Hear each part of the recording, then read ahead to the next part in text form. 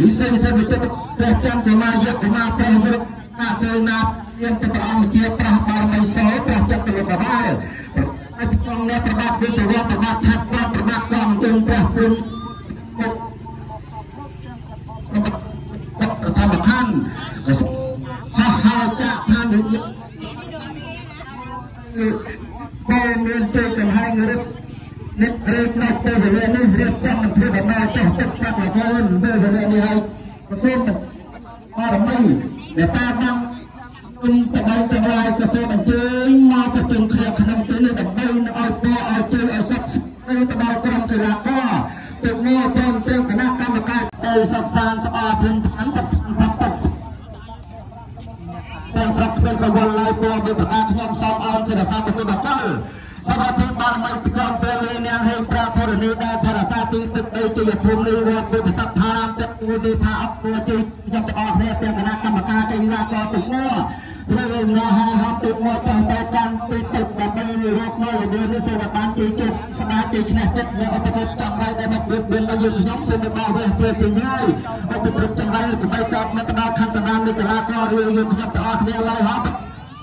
YouTube channel ya pantai mak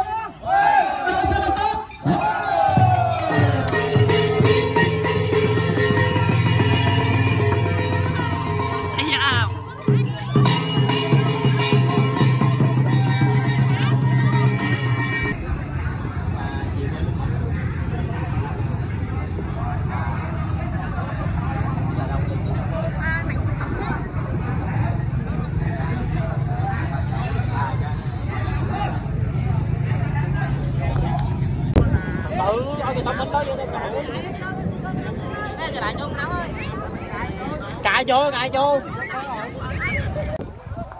một trời miêu á luôn ôi ôi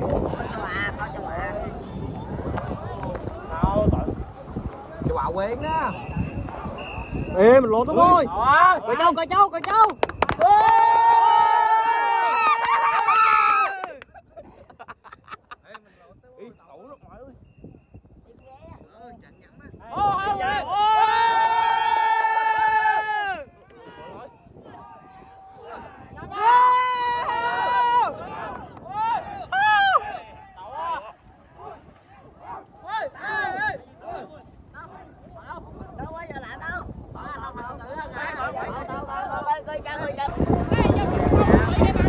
cho nó bậy cái cảnh báo này